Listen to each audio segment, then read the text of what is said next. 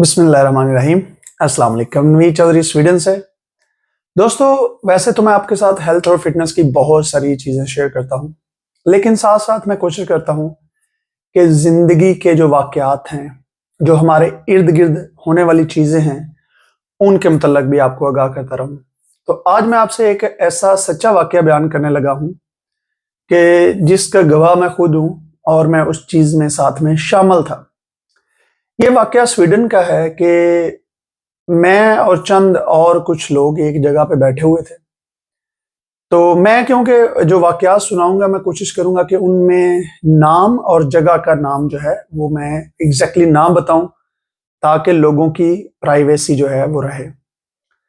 तो वहाँ पे कॉल आई कि जो है एक सिख था, इंडियन, उसकी कॉल आई।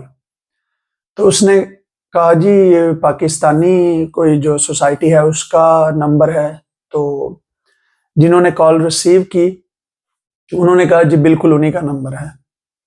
तो उसने कहा कि पंजाबी में उसने कहा कि मुझे पता है कि मुसलमान जो है वो अपने मुर्दे जलाते नहीं हैं, तो इस वजह से मैं आपको कॉल कर रहा हूँ कि मेरे पास एक मुसलमान की, एक पाकिस्तानी की लाश लाई गई है जलाने के लिए। मैं उस जगह पे काम करता हूँ जहाँ पे लाशें जलाते हैं।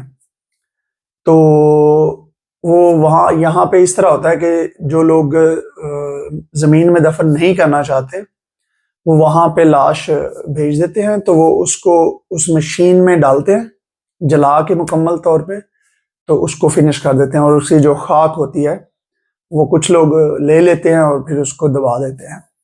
तो उसने कहा कि मेरे पास एक पाकिस्तानी की लाश आई है और ये गवर्नमेंट की तरफ से आई है, यानी कि जो वो शहर की गवर्नमेंट है उनकी तरफ से आई है इसको जलाने के लिए, क्योंकि इसका कोई वाली वारस इसके पीछे नहीं है जो इसको दफनाए। तो मैं आप लोगों को कॉल कर रहा हूँ कि मुझे पता है कि मुसलमान जो है वो दफनाते हैं, जलाते नहीं हैं। तो आप मेहरबानी करें और आप यहाँ पे आ जाएं और इसकी लाश का कोई बंदोबस्त करें। जो गवर्नमेंट के लोग हैं उनसे बात कर लें और इसका कोई बंदोबस्त करें। तो हम वहाँ पे गए, वहाँ पे पहुँचे, तो पता चला कि उन साहब के 3 बच्चे थे और उनमें से 2 लड़के और 1 लड़की थी। एक लड़की जो थी वो तो यहाँ से, वो सारे बच्चे यहाँ स्वीडन में ही पैदा हुए थे और यहाँ पे ही पले बड़े थे। और वो जो साहब खुद थे, उनकी बेगम पहले फौत हो चुकी थी और बच्चे जो है वो अपने अपने शादियां करके घर बसा के कहीं पे जा चुके थे। अब मैं जो है, वो लड़की जो थी उसने भी किसी गैर मुस्लिम से शादी करके वो यहाँ से ऑस्ट्रेलिया चली गई। जो लड़के भी थे उन्होंने अपनी अपनी मर्जी की, जिस तरह के भी लोगों से शादियां वगैरह करके, तो वो भी यहाँ से दूर रहते थे, काफी दूर। तो जब उनसे नंबर उनके किसी तरीके से गवर्नमेंट के जरिए से कोशिश करके ढूंढ के, तो जब उनके एक बच्चे से राब्ता हुआ तो उससे कहा कि यार तुम्हारा वालिद जो है वो फौत हो गया है, तो इसका वो क्या प्रोसेस करना है। तो उस बंदे का जवाब ये था, उस लड़के का, कि आप जो मर्जी कर दें, आप बेहतर जानते हैं, हमें नहीं पता और हम आ नहीं सकते। तो वो जनाब फिर वो गवर्नमेंट ने कहा कि आपको इनकी इजाज़त चाहिए, फिर हम आपको लाश दे सकते हैं। फिर किसी तरीके से उसके बच्चों से राब्ता करके उनसे गवर्नमेंट के ज़रिए कोई पेपर वगैरह ईमेल के ज़रिए, जैसे भी यहाँ पे एक होता है कि आप अपनी बैंक आईडी के ज़रिए साइन करते हैं और आप फ़ौरन ईमेल भी कर सकते हैं। तो बहुत सारे तरीक़ों से आप गवर्नमेंट के ज़रिए राब्ता कर सकते हैं। तो वो डॉक्यूमेंट्स क्लियर करके फिर उस बंदे की लाश को हम यहाँ मालमो में लेके आए। यहाँ पे उसको उसको नहलाया, कफन दिया और फिर उसका जनाजा पढ़ा के तो उसको जो मालमो का कब्रिस्तान है मुसलमानों का, उसमें दफन किया। तो ये बात सुनाने का मकसद, ये एक स्टोरी की तरह ही है, एक सच्ची कहानी है कि परदेश में ऐसे भी हालात बहुत सारे लोगों के हैं اور ہو سکتے ہیں۔ پردیس آسان نہیں ہے، یہ صرف موج مستی کا نام نہیں ہے، صرف پیسے کمانے کا نام نہیں ہے۔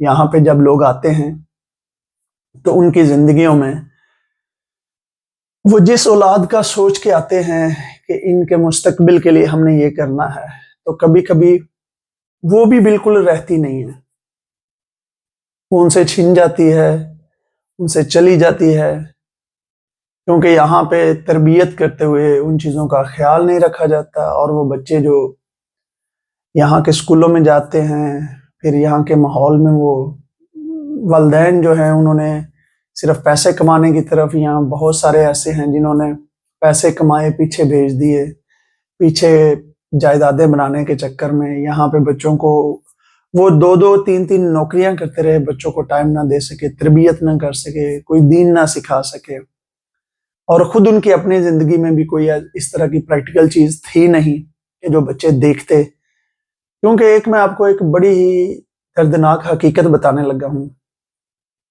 جو میرے سمیت جتنے بھی ہم پردیس میں رہنے والے ہیں، ہم آلریڈی یہ چیز کر چکے ہیں، اور ہم یہ بری اگزامپل اپنے بچوں کے لیے سیٹ کر رہے ہیں کہ ہم اپنے والدین کو چھوڑ کے رزق کے چکر میں، پیسوں کے چکر میں، ہم ان کو مکمل طور پہ چھوڑ کے ہم باہر بس گئے ہیں۔ تو ہمارے بچوں کے لیے ہم کوئی اچھی مثال نہیں ہیں، کیونکہ ہمارے بچے جو ہیں انہیں آلریڈی اس چیز کا پتہ ہے کہ ہمارے والدین تو وہ ہیں جو اپنے والدین کو آلریڈی چھوڑ چکے ہیں، اور اتنے سالوں سے چھوڑ چکے ہیں، اور اب ان کی نظر میں والدین کو چھوڑنا کوئی بڑی بات نہیں ہوگی، کیونکہ انہوں نے آلریڈی ہم میں یہ چیزیں دیکھی ہیں۔ تو میری دعا ہے کہ اللہ تعالیٰ ہمیں کسی ایسے اس طرح کی موت سے بھی بچائے، اس طرح کے حالات سے بھی بچائے، اور جب ہم اس دنیا سے جائیں تو کم از کم جو ہماری حالت ہو وہ ایمان پہ ہو، اور ہم اللہ تعالیٰ کے جو ہے وہ ایسے بندوں میں ہوں جن سے اللہ پاک راضی ہو۔ تو انشاءاللہ آپ کے لیے بہت ساری اس طرح کی ایک میں سیریس جو ہے وہ مکمل بنانے کی کوشش کروں گا، جس میں جو یہاں کی کہانیاں ہیں، یہاں کی چیزیں ہیں، وہ آپ کے ساتھ بیان کروں گا۔ اور اگر یہاں کے لوگ جو ہیں، جو یورپ میں رہتے ہیں، جو پردیس میں رہتے ہیں، وہ اپنے ساتھ ہونے والا کوئی واقعہ یا اپنی کہانی اگر مجھے بتانا چاہیں، بھیجنا چاہیں، تو آپ مجھ سے میسج میں، ای میل میں، میرے فون نمبر پہ، واٹس ایپ پہ رابطہ کر کے مجھے اپنی کہانی بھیج سکتے ہیں۔ میں اس کو جو ہے لوگوں کے ساتھ شیئر کر دوں گا، کیونکہ بہت سارے لوگوں میں خود یہ چیز نہیں ہوتی کہ وہ اپنی بات کو کسی کے ساتھ بول کے بتا سکیں یا ویڈیو میں بتا سکیں۔ اور اگر آپ اپنا نام بتانا چاہیں تو میں نام بتا دوں گا، جگہ بتا دوں گا، وہ ساری چیزیں اوریجنلی بتا دوں گا۔ اگر آپ چاہیں کہ آپ کی کہانی جو ہے وہ صرف ایک فرضی نام سے یا صرف بغیر نام کے، بغیر شہر کے نام کے بتائی جائے، تو بھی اس طریقے سے بھی بتا دوں گا۔ مجھے اپنی دعا میں یاد رکھیے۔ اللہ تعالیٰ سے دعا ہے کہ اللہ تعالیٰ آپ سب کو جو ہے وہ اپنے حفظ و امان میں رکھے۔ بہت شکریہ۔ خدا حافظ۔